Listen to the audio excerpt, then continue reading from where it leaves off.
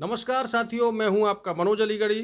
आज मेरे साथ में हैं अलीगढ़ मुस्लिम विश्वविद्यालय के जवाहरलाल मेडिकल कॉलेज के असिस्टेंट प्रोफेसर हैं जो कि फॉरेंसिक मेडिसिन में एमबीबीएस के स्टूडेंटों को बखूबी पढ़ाने का कार्य कर रहे हैं।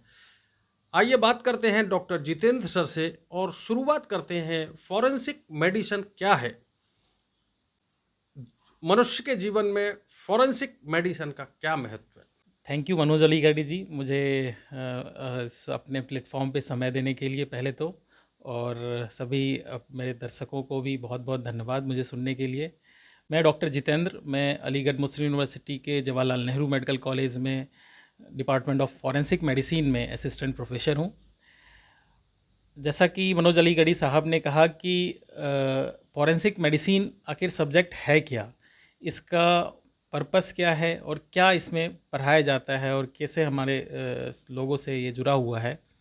तो बेसिकली फॉरेंसिक मेडिसिन, किसी भी फील्ड में अगर फॉरेंसिक लग जाता है तो उसका पर्पस जो है वो न्याय देने में हेल्प करने से जुड़ा हो जाता है।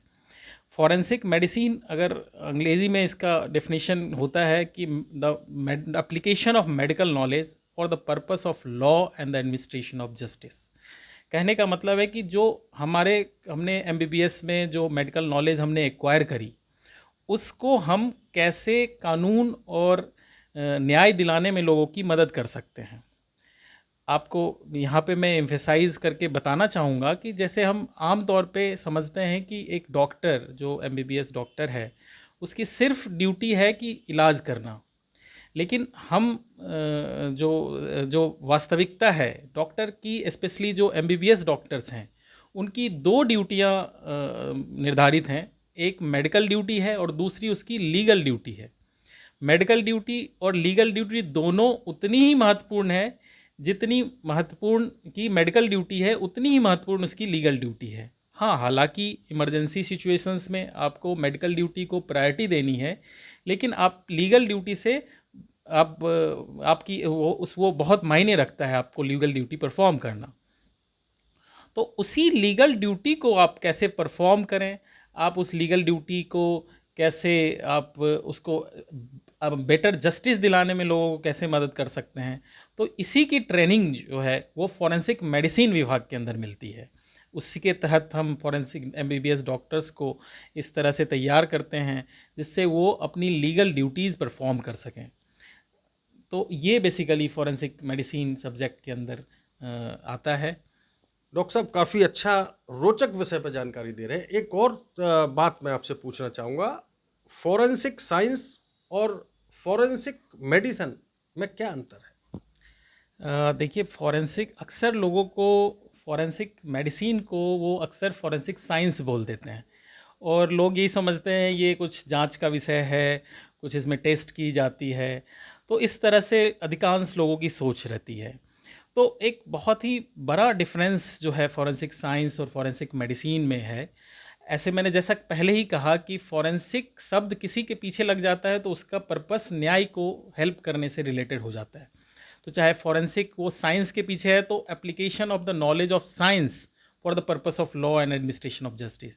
तो साइंस के अंदर बहुत सारे डाइवर्स बहुत डिसिप्लिन्स हैं, जैसे फिजिक्स की डिसिप्लिन है, केमिस्ट्री की डिसिप्लिन है, बायोलॉजी है, बैलिस्टिक है, फायर आर्म्स हैं, मतलब इंजीनियरिंग भी उसी के अंदर आता है। तो साइंस के अंदर तो बहुत सारी चीज़ें आ जाती हैं, लेकिन प्रैक्टिकली जो फॉरेंसिक साइंस लेबोरेटरीज़ हैं वो अक्सर जो है वो डिस्ट्रिक्ट हेडक्वार्टर्स में होती हैं स्टेट के।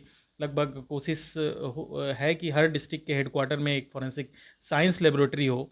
ऑल्दो वहीं हम लैग कर रहे हैं और अभी के दौर में सरकार काफ़ी कोशिश कर रही है कि फॉरेंसिक साइंस लेबोरेटरीज़ को बढ़ावा दिया जाए, क्योंकि ये फॉरेंसिक साइंस लेबोरेटरीज़ में हम साइंस के अलग अलग डिसिप्लिन्स का यूज़ हम जस्टिस को डिलीवर करने के लिए यूज़ कर सकते हैं। जैसे कि आप जैसे फिजिक्स डिवीज़न है, तो फिजिक्स का उपयोग हम, जैसे कि कार है तो एक्सीडेंट, कोई व्यक्ति छत से गिर रहा है तो वो कितनी ऊंचाई से गिरा कि उस पर जो चोटें हैं वो उस ऊंचाई से पॉसिबल है या नहीं है। तो ये फिजिक्स का एक डायमेंशन और फिजिक्स के लॉज के हिसाब से उसको देखने का एनालिसिस हो सकता है। तो ये फॉरेंसिक फिजिक्स डिवीज़न करती है। इसी तरह फॉरेंसिक केमिस्ट्री डिवीज़न है, वो जितनी जो टॉक्सिकोलॉजिकल एनालिसिस है, जिसमें टॉक्सिकोलॉजी जहर की जांच के संबंधित जो चीज़ें हैं, वो फॉरेंसिक केमिस्ट्री डिवीज़न करती है। इसी तरह फॉरेंसिक बायोलॉजी डिवीज़न है, जो कि आपका जैसे डीएनए है, तो डीएनए हर ऑर्गेनिज्म से रिलेटेड डीएनए का एस्पेक्ट होता है। तो हर तरह के डीएनए की जांच और डीएनए का इंटरप्रिटेशन जो है वो फॉरेंसिक बायोलॉजी डिवीज़न करती है। तो इस तरह से फॉरेंसिक साइंस के लोग जो हैं वो बेसिकली साइंस ग्रेजुएट्स होते हैं, और वो किसी भी डिस्ट्रिक्ट फॉरेंसिक साइंस लेबोरेटरीज़ में बैठते हैं और अपने डिसिप्लिन के अकॉर्डिंग वो उसमें मदद करते हैं। जबकि फॉरेंसिक मेडिसिन जो है वो सिर्फ और सिर्फ application of the medical knowledge है। मतलब कि मेडिकल नॉलेज क्या है, तो मेडिकल नॉलेज में मतलब हम मेडिकल मेडिसिन में इंसानों के संबंध में पढ़ते हैं, तो हमारा जो लिमिटेशन है या हमारा जो कंसर्न है वो सिर्फ ह्यूमंस को लेकर के है। हम इंसान के बारे में पढ़ते हैं, और इंसान से संबंधित सारी जानकारी एक एमबीबीएस डॉक्टर को होती है। हालांकि यहाँ पे मैं एक और बात कहना चाहूँगा कि आमतौर पे हम समझते हैं ये तो जानकारी बाकी पैथी के डॉक्टर्स को भी होती होगी, जैसे आयुर्वेदा है, होम्योपैथी है, सिद्धा है, या ऐसी और मेडिसिन्स। बट उन लोगों को ये लीगल ऑथोरिटी नहीं अभी है। लीगल ऑथोरिटी जो है वो सिर्फ और सिर्फ रजिस्टर्ड मेडिकल प्रैक्टिशनर के लिए है, कि जो अगर लीगल पर्पस के लिए इंसानों का एग्जामिनेशन है तो वो सिर्फ रजिस्टर्ड मेडिकल प्रैक्टिशनर कर सकता है, वो जो इंडियन मेडिकल काउंसिल एक्ट में रजिस्टर्ड हुआ हो या नेशनल मेडिकल कमीशन के अंदर रजिस्टर्ड हुआ हो, तो वही जो है रजिस्टर्ड मेडिकल प्रैक्टिशनर होता है। तो इस वजह से जो भी एग्जामिनेशन है, जो बॉडी का पर्पस जो जस्टिस से रिलेटेड, जैसे जिसको बीमारी के अलावा जितनी चीज़ें आप इंक्लूड कर सकते हैं, वो सारी चीज़ें फॉरेंसिक मेडिसिन से रिलेट करती हैं। अक्सर देखा गया है कि धर्म के नाम पर या बड़े बुजुर्गों के नाम पर कि साहब वो धर्म का मामला है, अब तो मिट्टी में ही मिलना है या अंतिम संस्कार होना, तो बहुत से लोग पुलिस वाले 4 लोगों पर सिग्नेचर करा लेते हैं और बॉडी को ऐसे ही दे देते हैं। तो क्या पोस्टमार्टम कितना ज़रूरी है सर? बहुत अच्छा सवाल आपने कहा कि पोस्टमार्टम कितना ज़रूरी है। और जो कि पोस्टमार्टम एक तरह से मेडिको लीगल वर्क है, तो यहाँ पे जो एमबीबीएस रजिस्टर्ड मेडिकल प्रैक्टिशनर्स हैं वही अक्सर पोस्टमार्टम करते हैं। हालांकि जो एमडी फॉरेंसिक मेडिसिन में हैं उनको बेटर क्वालिफाइड माना जाता है, क्योंकि हम ट्रेन कर रहे होते हैं उसी को लेकर के। तो इस विषय में जब डाउट्स आते हैं तो पोस्टमार्टम के लिए हमें पैनल में बुलाया जाता है या हमें कंसल्ट किया जाता है और बेटर ओपिनियन के लिए। तो मेरा मानना है कि पोस्टमार्टम जो है वो सबसे बहुत इम्पॉर्टेंट है एक समाज को एक व्यवस्थित रूप से चलाने के लिए। क्योंकि जो मृत्यु की जांच है, मृत्यु जो अगर आप कानूनी रूप से समझेंगे तो हर इंसान जो है वो राज्य की जिम्मेवारी होती है। तो उससे रिलेटेड उसके जन्म और मृत्यु की सारी रिकॉर्ड्स, उसके मृत्यु का कारण, अगर उसके साथ कुछ गैर इंसाफ होता है, उसकी अगर कुछ हत्या की जाती है या नाइंसाफ़ी होती है, तो उसकी न्याय की जिम्मेवारी जो है वो राज्य की होती है। तो और इसमें कोई आज के इस दौर में जो है को किसी पे विश्वास भी नहीं किया जा सकता है कि वो हो सकता है उसके रिश्तेदार ही उस किसी कोई क्राइम में इन्वॉल्व हों। तो सिर्फ रिश्तेदारों की बातों पे आप पोस्टमार्टम ना करना, या ये जो है ये कहीं ना कहीं हमारे जो है चेक को प्रॉपर नहीं होने देता है। तो इसीलिए एक पोस्टमार्टम, अगर इसको वेव ऑफ बोलते हैं, जो आपने कहा कि कई बार रिलीजियस कारण से या बुजुर्ग हैं उन कंडीशंस में रिलेटिव्स रिक्वेस्ट करते हैं कि हमें पोस्टमार्टम नहीं कराना है। हालांकि वास्तविकता यही है कि कोई भी व्यक्ति पोस्टमार्टम नहीं कराना चाहता है। जो जिस तरह का सिस्टम हमारे यहाँ है उसमें पोस्टमार्टम की जो क्वालिटी है उसमें डेफिनेटली एक बहुत ही क्वालिटी वर्क जो है वहाँ लैकिंग है। तो उस वजह से बहुत लोग पोस्टमार्टम, अधिकांश लोग नहीं कराना चाहते हैं। निश्चित तौर पे इसमें उनकी जो है एक जो उनके संवेदनाएं हैं जुड़ी हुई वो सही हैं, लेकिन उसके साथ साथ जो उसके फ़ायदे हैं वो बहुत मायने रखते हैं। क्योंकि जैसे हम किसी का अगर इलाज करते हैं तो वो सिर्फ एक व्यक्ति को इलाज करता है, लेकिन किसी को अगर हम न्याय दिलाते हैं तो वो पूरा समाज को उसका प्रभाव पड़ता है। तो अगर एक क्राइम मिस हो जाता है तो इसका इम्पैक्ट जो है पूरे समाज पे पड़ता है, और इसकी बहुत ही इसके निगेटिव कंसिक्वेंसेस होते हैं। तो इस लिहाज से हर बॉडी का एक चेक ज़रूरी है। हर बॉडी को एक प्रॉपर एग्जामिनेशन ज़रूरी है। पोस्टमार्टम का मतलब होता है कि मरने के बाद का एग्जामिनेशन, मरने के बाद को सही से एग्जामिन किया गया। तो वह कौन व्यक्ति है जो सही से एग्जामिन कर सकता है? तो ऑब्वियसली आप कह सकते हैं जिन्होंने इंसानों के बारे में पढ़ा, जाना, उसके सब चीज़ों को जानते हैं, वही एग्जामिन कर सकते हैं। इसी के तहत एक डॉक्टर ही सबसे सुटेबल है जो उसके एग्जामिनेशन को करके फिर बताए कि पोस्टमार्टम के की नीड भी है या नहीं है, वो भी वही बता सकता है। तो अच्छे स्टेट्स में या सही पॉलिसी यही है कि पुलिस अपने स्तर पे कोई वेव ऑफ ना करे। एक मैं जैसे दिल्ली में भी मैंने काम किया है, तो वहाँ पे एक वेव ऑफ जो है मिनिमम एक एसीपी रैंक का अधिकारी जो है वो डेजिग्नेटेड होते हैं कि मिनिमम उसके लेवल के नीचे जो कोई भी ऑफिसर जो है वो वेव ऑफ नहीं कर सकता है। और वो भी वेव ऑफ जो है वो प्रॉपर डॉक्टर के सहमति, और डॉक्टर एक बार उसको एग्जामिन कर लेता है, उसके पुराने अगर जांच के पेपर्स हैं, मेडिकल रिकॉर्ड्स हैं, कि उसकी प्रॉपर श्योर हो कि इसमें कोई फॉल प्ले नहीं है, कि उसने कोई बीमारी थी, लंबी बीमारी थी, उसकी कहीं इलाज चल रहे थे, तो उन कंडीशंस में वेव ऑफ किया जा सकता है।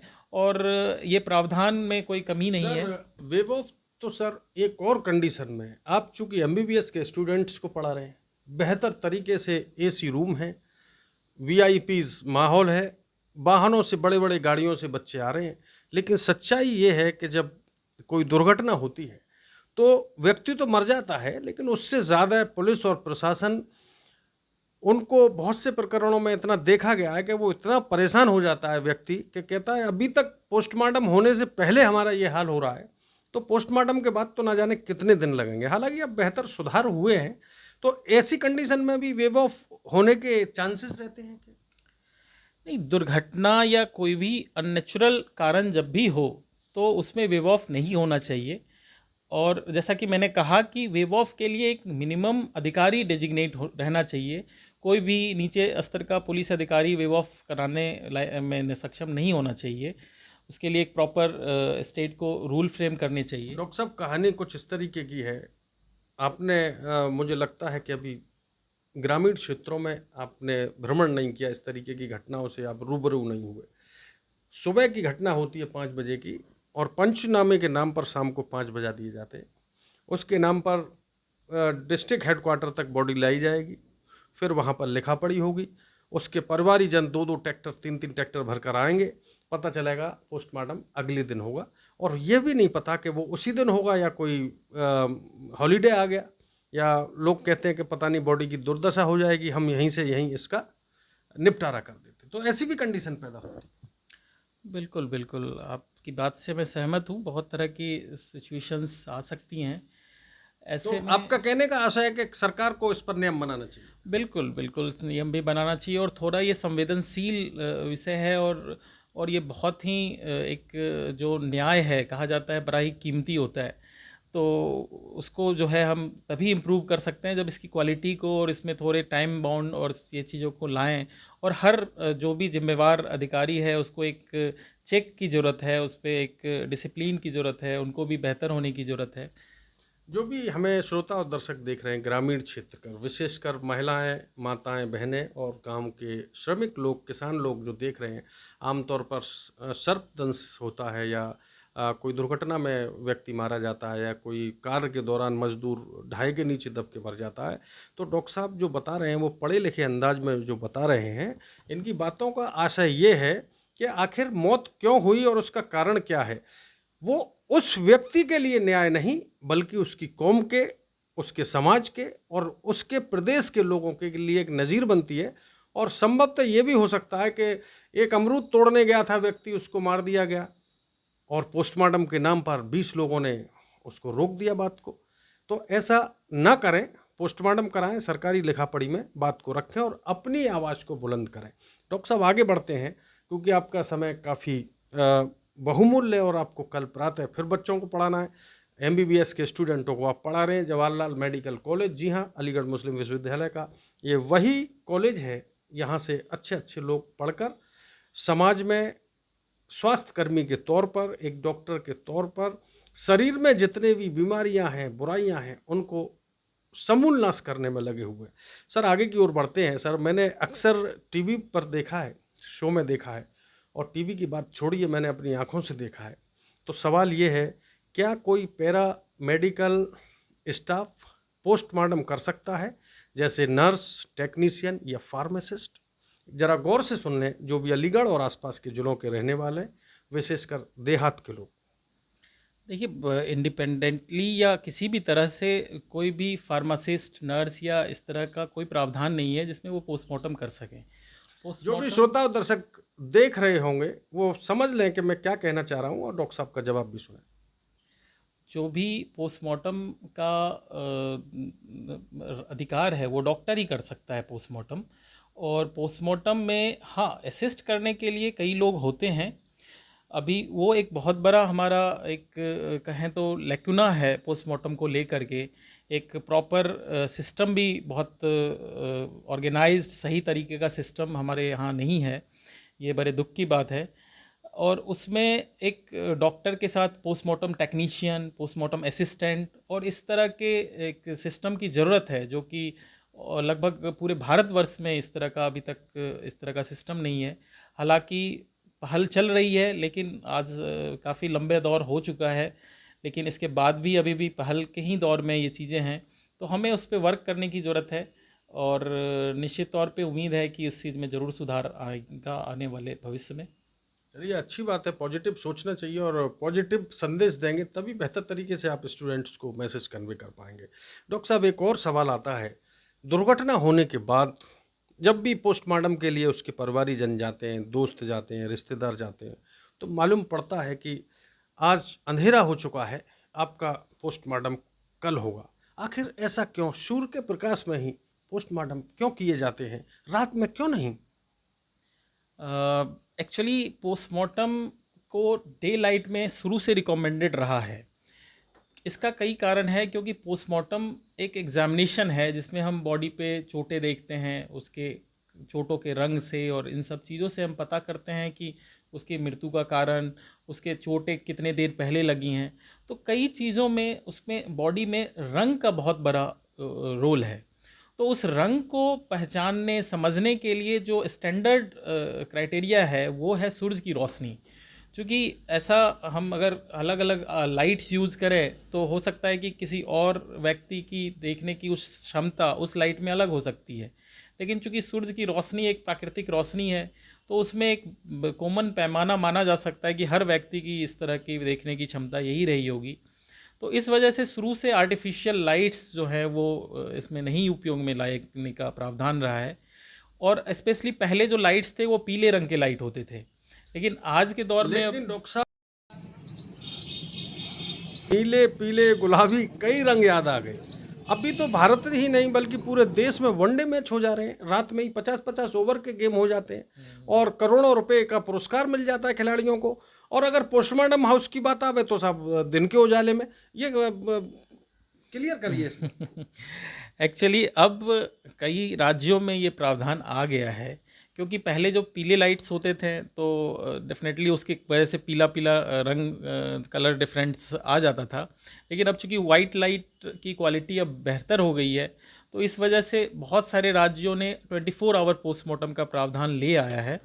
और उसके तहत उन्होंने स्पेशली जो रूटीन केसेस हैं जिसमें कि कोई सीरियस ऑफेंस इन्वॉल्व नहीं है, उन केसेस में उन्होंने 24 आवर में आप मतलब किसी रात में भी पोस्टमार्टम करा सकते हैं, आर्टिफिशियल लाइट में भी करा सकते हैं। तो ये प्रावधान लाया जा सकता है और अब तो 24 आवर्स पोस्टमार्टम हो सकती हैं ऐसा। डॉक्टर साहब, बहुत से केसों में देखा गया है जिसकी सोर्स सिफारिश होती है, उसके रात के 2 बजे भी पोस्टमार्टम हो जाते हैं, रात के अंधेरे में 12 बजे भी होते हैं और प्रातः 4 बजे भी हो जाते हैं। तो वो सूर्य का प्रकाश उस समय कहाँ विलुप्त हो जाता है? आखिर ऐसा क्यों होता है? हाँ, ये तो खैर ये एडमिनिस्ट्रेशन का विषय है वैसे तो, लेकिन निश्चित तौर पे ये फ़र्क नहीं होना चाहिए। कह सकते हैं गंभीर मुद्दों के लिए प्रशासन परमिशन देता है और मामले को शांत करता है। हाँ हाँ, बिल्कुल। कई बार ऐसा सिचुएशन आता है जब कोई गंभीर मुद्दा हो, लॉ एंड ऑर्डर सिचुएशंस हों, तो कई बार इस तरह से ऑर्डर दिए जाते हैं। लेकिन स्पेशली मेरा मानना है कि जो स्पेशली जैसा मैंने बताया कि जब कोई सीरियस क्राइम इन्वॉल्व हो तो इसको सिर्फ जल्दीबाजी में करके इसको नहीं टालने की कोशिश करनी चाहिए। तो इसीलिए तो पोस्टमार्टम है एक्चुअली पोस्टमार्टम जो है वो स्टेट करवाता है, इसमें इवन जो रिलेटिव्स की कंसेंट नहीं ली जाती है कि हम आपसे पोस्टमार्टम कराने की रिक्वेस्ट ले रहे हैं, क्योंकि वह हम जो स्टेट है उस व्यक्ति जिसके साथ अगर कोई इंसिडेंस हुआ है तो उसके लिए वो खड़ा है स्टेट। तो स्टेट अपने बिहाफ पे वो पोस्टमार्टम कराना चाहता है, तो इसमें अगर कोई मॉब है या वो कोई भीड़ है जो कि चाहती है कि मेरा पोस्टमार्टम ना किया जाए, तो वो मॉब पूरी उस क्राइम में हो सकता है इन्वॉल्व हो। तो हमें इस तरह से उसको मतलब सिर्फ इस बेस पे कि कोई भीड़ का और कोई सिचुएशन है, हमें जल्दीबाजी नहीं करनी चाहिए और उसको प्रॉपरली सही तरीके से समय ले करके अगर ज़रूरत है और अच्छे एक्सपर्ट से एग्जामिन करने की ज़रूरत है तो करा करके और तसल्ली से पोस्टमार्टम होना चाहिए। इस ये मेरा मानना है। बहुत बढ़िया डॉक्टर साहब, काफ़ी बेहतर जानकारी दे रहे हैं और ये ऐसी जानकारी हमें मिल रही है जो पहले हमें मालूम नहीं थी। हम ये विषय अछूता था। अक्सर जाते थे पोस्टमार्टम हाउस पर, तो अलीगढ़ में सन 99 से लगातार कई दशक तक जाना हुआ मेरा पोस्टमार्टम हाउस पे। ये तो हमें आज ही मालूम पड़ रही है कि कोई भी फार्मासिस्ट या कोई भी असिस्टेंट उसका पोस्टमार्टम नहीं कर सकता। हमने तो बहुत से ऐसे दृश्य देखे। तस्वीर हम इस साक्ष्य के तौर पर हैं जो प्रकाशित की थी। तो हमें तो आज मालूम पड़ रहा है कि एक एमबीबीएस डॉक्टर और वो भी अनुभवी पोस्टमार्टम कर सकता है। आगे की ओर चलते हैं सर। पोस्टमार्टम के लिए हर राज्य में अपने अपने नियम बनाए हुए हैं। कहीं 6 बजे से 6 बजे तक पोस्टमार्टम होता है सर। कहीं 24 घंटे प्रदेश और केंद्र सरकार के हॉस्पिटल्स मिलकर पोस्टमार्टम कर देते हैं। तो राजस्थान जैसे क्षेत्रों में 600-500 किलोमीटर दूर चलकर एक ही स्थान पर पोस्टमार्टम होते हैं। आखिर ऐसा क्यों हो रहा है? इसका कारण क्या है? एक देश और एक संविधान वाली बात अगर है, तो यहाँ पर एक देश में एक ही समय पर पोस्टमार्टम क्यों नहीं हो रहा है? एक्चुअली जो ये पोस्टमार्टम का जो वर्क है वो गृह विभाग के अंदर आता है और तो हर वो स्टेट इज़ ए लॉ, जो ये लॉ एंड ऑर्डर है वो स्टेट का सब्जेक्ट माना जाता है। तो हर राज्य अपने हिसाब से अपने उनके नियम बनाने के लिए स्वतंत्र हैं। तो उस हिसाब से वो अपने राज्यों की जो व्यवस्था है उसको बनाए रखने के लिए और जो उनके पास इंफ्रास्ट्रक्चर है उसके हिसाब से अपने नियम बना के अपने काम करती रहती हैं। हाँ, इसमें निश्चित तौर पे ये एक हमारी कमी है आज के दौर में। आपको अभी भी हमारे पास एक यूनिफॉर्म पोस्टमार्टम को लेकर के गाइडलाइंस नहीं है, जिसमें कि चूँकि पोस्टमार्टम तो एक ही तरह का मतलब हर ह्यूमंस एक ही हैं, तो उनका पोस्टमार्टम एक ही प्रोसीजर और एक ही होता है। तो उस पे लिए फिर एक तरह से हम नियम अभी भी नहीं बना पाए हैं और एक स्मूथ वर्क हो, इस तरह का प्रावधान की ज़रूरत है। और मैं आपके माध्यम से कहूँगा कि ज़रूर आने वाले भविष्य में इस तरह के चीज़ें आएंगी जिसमें कि पूरे एक यूनिफॉर्म पोस्टमार्टम की व्यवस्था पूरे देश भर में होगी। डॉक्टर साहब, बहुत अच्छी बात बताई आपने। और डॉक्टर साहब, जैसे देखने में आता है कि घटना हुई है प्रातः या देर रात हो गई, उसके लिए हमें लगभग 20 घंटे 24 घंटे इंतज़ार करना पड़ता है कि पोस्टमार्टम होगा। तो क्या उस पोस्टमार्टम के दौरान इस देरी से फॉरेंसिक एविडेंस प्रक्रिया में कोई प्रभाव पड़ता है क्या? एक्चुअली जब कोई भी इमीडिएटली जब कोई बॉडी पुलिस को मिलती है तो उनकी जिम्मेवारी बनती है पहले तो उस बॉडी को डेथ डिक्लेयर करवा लेना अगर कोई स्पॉट पे मिली है या एमएलसी केसेस हैं, और उसके बाद उसको इमीडिएटली जो नियरेस्ट मेडिको लीगल अगर पोस्टमार्टम होना है तो उसको नियरेस्ट कोल्ड स्टोरेज में मॉर्चुरी ले जाना और वहाँ कोल्ड स्टोर में रखना। अब ये एक अलग थोड़ी कहीं कहीं पे ये टेक्निकल प्रॉब्लम्स हैं जहाँ पे कि कोल्ड स्टोरेज की फैसिलिटी मॉर्चरी में होनी चाहिए और पर्याप्त रूप से होनी चाहिए। उसके अभाव में निश्चित तौर पे अगर देर होती है और कोल्ड स्टोर ना हो तो निश्चित तौर पे बॉडी डिकम्पोज होने लगती है और उसकी वजह से निश्चित तौर पे एविडेंस प्रभावित होंगे और इवन बहुत चीज़ें हम एग्जामिन परीक्षित नहीं कर सकते हैं अगर बॉडी डिकम्पोज हो जाती हैं तो इस। और जबकि अगर कोल्ड स्टोर में इमीडिएटली रख दिया जाए और टेम्परेचर उसका सही से मेंटेन्ड होता है तो निश्चित तौर पे बॉडी की जो सारी डिकम्पोजिशन जो ख़राब होने की जो पूरी प्रक्रिया है वो लगभग रुक जाती हैं। तो उसके बाद अगर हम अगले दिन पोस्टमार्टम करते हैं तो बहुत ज़्यादा फ़र्क नहीं आता है। तो इसमें हमारे इंफ्रास्ट्रक्चर को डेवलप करने की ज़रूरत है कि हम हर मॉर्चरी में कोल्ड स्टोर को सही से सुचारू रूप से चलाएं, और पुलिस की जिम्मेवारी है कि वो जितना जल्दी हो बॉडी को कोल्ड स्टोर में शिफ्ट करे, अगर पोस्टमार्टम साथ के साथ नहीं हो रहा है तो। डॉक्टर साहब, कोल्ड स्टोरेज की जो बात कर रहे हैं, हमारे भारत में ही नहीं बल्कि उत्तर प्रदेश के अभी पिछले दिनों जो वीडियो वायरल हुए थे, उस कोल्ड स्टोर और बुर्चरी हाउस की सच्चाई तो आपके सामने जग जाहिर है। चलिए आगे की ओर चलते हैं। अभी पिछले दिनों देश के प्रधानमंत्री नरेंद्र मोदी जी द्वारा पोस्टमार्टम रूल्स में अभी कुछ बदलाव किए गए थे। वह कितने प्रभावी सिद्ध हो रहे हैं? कुछ और बदलाव की आवश्यकता है क्या? जैसा कि आप, मैं समझ रहा हूँ, कहना चाह रहे हैं कि जो अभी जो आईपीसी, सीआरपीसी और इनमें जो बदलाव करके बीएनएस, बीएनएसएस लाया गया, उसमें जो फॉरेंसिक एक्सपर्ट्स को क्राइम सीन को लेकर के भेजने की बात कही गई है, 7 ईयर्स, 7 साल से ज़्यादा की अगर क्राइम है तो निश्चित तौर पे ये बहुत बेहतरीन पहल है। और अभी उसके लिए शायद राज्यों को कुछ समय दिया गया है कि वो, चूँकि मैंने पहले ही कहा कि फॉरेंसिक साइंस की लैब्स भी नहीं हैं अभी हमारे पास सुचारू रूप से। तो हर फॉरेंसिक साइंस के जो ग्रेजुएट्स के लिए मैं एक जनरल मैसेज भी देना आपको चाहूँगा कि एक फॉरेंसिक साइंस में एक अच्छी अपॉर्चुनिटी भी है, कैरियर अपॉर्चुनिटी, कि आने वाले 4-5 सालों में जो है फॉरेंसिक साइंस की रिक्वायरमेंट काफ़ी बढ़ेगी। तो उस फील्ड में, और बहुत इंटरेस्टिंग फील्ड है, आप इसमें बहुत रोल प्ले कर सकते हैं। इसमें आप क्रिमिनल जस्टिस सिस्टम में और देश में क्राइम को कंट्रोल करने में बहुत अच्छा रोल प्ले कर सकते हैं। तो उन्होंने फॉरेंसिक एक्सपर्ट्स को क्राइम सीन पे जाने के प्रावधान को लेकर के एक नियम लाया है, जिसमें अगर 7 साल से ज़्यादा का कोई ऑफेंस है तो उसमें crime scene by forensics experts जो है इसेंशियल होगा। तो इसमें हालांकि 2 तरह के व्यूज़ हैं कि फॉरेंसिक एक्सपर्ट्स में क्या सिर्फ फॉरेंसिक साइंस वालों को काउंट करें या फॉरेंसिक मेडिसिन वाले भी जाएंगे। तो मेरा मानना है कि फॉरेंसिक, वहाँ पे क्लियर लिखी बात नहीं है कि ये फॉरेंसिक साइंस के हैं या फॉरेंसिक मेडिसिन के हैं। बेसिकली अगर क्राइम सीन पे फॉरेंसिक मेडिसिन के डॉक्टर भी जाते हैं, और मैं, चूँकि हालांकि सर अलीगढ़ सी साहब ने ये पूछा नहीं कि फॉरेंसिक मेडिसिन एक्सपर्ट हालांकि होंगे कौन है, who are the forensic medicine expert. तो basically as per the law, कानून के हिसाब से जो भी एमबीबीएस ग्रेजुएट है, रजिस्टर्ड मेडिकल प्रैक्टिशनर हैं, वो फॉरेंसिक मेडिसिन एक्सपर्ट्स हैं बेसिकली। तो वो जैसे पोस्टमार्टम कर रहे हैं, और अगर कोई ऐसा क्रिमिनल ऑफेंस का कोई केस वो कर रहे हैं जिसमें मर्डर है या इस तरह के केसेस हैं, तो उनमें उनको क्राइम सीन पे जा कर के और उसकी भी उसकी रिपोर्टिंग करनी चाहिए। और जैसे हम एकेडमिक्स में देखते हैं, या बहुत सारे केसेस हैं जिसमें क्राइम सीन पे जाने से बहुत फ़र्क आता है आपके इंटरप्रिटेशन को लेकर के। आप बॉडी पे कुछ देखते हैं और उसको क्राइम सीन पे अगर ना देखा हो तो आप उसका इंटरप्रिटेशन कुछ और कर सकते हैं। तो इसीलिए क्राइम सीन बहुत मायने रखता है।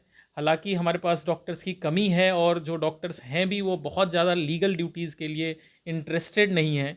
ये एक बहुत बड़ा हमारा एक कमी कह सकते हैं। तो इसमें तो इसलिए फॉरेंसिक एक्सपर्ट्स में फॉरेंसिक साइंस के भी लोग आते हैं और फॉरेंसिक मेडिसिन के भी लोग आएंगे। और जो फॉरेंसिक साइंस के एक्सपर्ट्स हैं वो अक्सर अभी जो करंट ट्रेंड्स हैं जो अच्छे शहरों में है, जैसे दिल्ली में, उसमें ये प्रोटोकॉल ऑलरेडी फॉलो हो रहा था। अभी बीएनएसएस बनने से पहले, वो जब इस तरह के कोई सीरियस ऑफेंस होते हैं तो उसमें ऑलरेडी फॉरेंसिक साइंस लेबोरेटरी की पूरी क्राइम टीम होती है। वो क्राइम सीन पे जाती है, वहाँ से सैंपल्स कलेक्ट करती है और प्रॉपर फोटोग्राफी एंड वो सारी चीज़ें करती हैं। और निश्चित तौर पे इससे quality of the criminal justice system में बहुत सुधार आएगा। और इससे हमारे, चूँकि जो हमारा कानून है, आप कानून को देखें तो कानून में न्याय सिर्फ सबूतों से मिलता है, और सबूत जब क्राइम के केस में इंसान से कलेक्ट करने की बात आती है तो उसमें डॉक्टर्स का रोल बहुत इम्पॉर्टेंट है। फॉरेंसिक साइंस, चूँकि ऐसे तो अभी तक तो पुलिस वाले ही क्राइम सीन से कोई भी सैंपल कलेक्ट करते थे, लेकिन वहाँ बहुत कमियाँ आती हैं और बहुत कमी देखी गई है। इसलिए कम से कम जिसमें सीरियस ऑफेंसेज हैं उसमें जब फॉरेंसिक साइंस के लोग जाएंगे क्राइम सीन पे, तो निश्चित तौर पे ये क्वालिटी वर्क जो है बहुत अच्छा होगा। और हालांकि ये इमीडिएटली अभी इन द प्रोसेस है, अभी पूरी तरह से इम्प्लीमेंट होने में टाइम है। तो निश्चित तौर पे इसके बाद जो है हम बहुत बेहतर क्रिमिनल जस्टिस सिस्टम की उम्मीद कर सकते हैं। डॉक्टर साहब, क्रिमिनल जस्टिस की तो आप उम्मीद कर रहे हैं, लेकिन अभी बंगाल देश में जो स्वास्थ्य कर्मी या जूनियर डॉक्टर्स के साथ में जो विहंगम दृश्य समाचार पत्रों के माध्यम से हमने देखा, तो क्या ये ठीक था या नियम है ऐसा या गलत तरीके से? पोस्टमार्टम के एफआईआर एफआईआर ज़रूरी नहीं है। पोस्टमार्टम जो पोस्टमार्टम जब बॉडी पोस्टमार्टम जो है वो आईपीसी पहले जब थी सीआरपीसी 174 के अंतर्गत जो है पुलिस इंक्वेस्ट इसको बोलते हैं। तो कोई भी इंक्वेस्ट का मतलब होता है inquiry into the cause of death. मतलब कि कोई बॉडी मिली उसे तो उसके बारे में पुलिस इन्वेस्टिगेट करना चाहती है। तो कई बार ऐसा ज़रूरी नहीं है कि वो उस श्योर होगी ये इसके साथ कोई ऑफेंस हुआ है या नहीं हुआ है। तो एक डीडी एंट्री पे ही वो पोस्टमार्टम के लिए लेके चली जाती है, और फिर जब पोस्टमार्टम रिपोर्ट आती है या कुछ ऐसी फाइंडिंग्स आती है तो उसके बाद वो एफआईआर लॉज करती है। तो इसमें मेरा मानना है कि ऐसा कोई ज़रूरी नहीं है कि एफआईआर के बाद ही पोस्टमार्टम किया जाए। वो एफआईआर बाद में भी की जा सकती है। तो साथियों, हमारे साथ में थे असिस्टेंट प्रोफेसर डॉक्टर जितेंद्र जी, जो अलीगढ़ मुस्लिम विश्वविद्यालय के जवाहरलाल मेडिकल कॉलेज में एमबीबीएस के डॉक्टर्स को पढ़ा रहे हैं। और यकीनन इस पढ़ाई का मुझे और आपको भी लाभ मिला होगा। और हमने डॉक्टर साहब की बातों को गौर से सुना है, और यकीनन अपने पड़ोसी, अपने दोस्तों, अपने गांव, शहर, प्रदेश के लोगों के लिए जब भी इस तरीके का मुसीबत का दौर आए, वक्त आए, तो उनकी मदद करें और पोस्टमार्टम अवश्य करें। क्योंकि सरकार के नुमाइंदे या जिलाधिकारी हों या सीएम हों, पीएम हों, हर व्यक्ति की उनकी जिम्मेदारी है। कोई व्यक्ति किस नीयत से उसकी हत्या की गई है ये पता चलनी चाहिए। और डॉक्टर साहब ने जैसा कि बताया कि वो एक परिवार को न्याय नहीं बल्कि पूरे समाज को न्याय मिलेगा।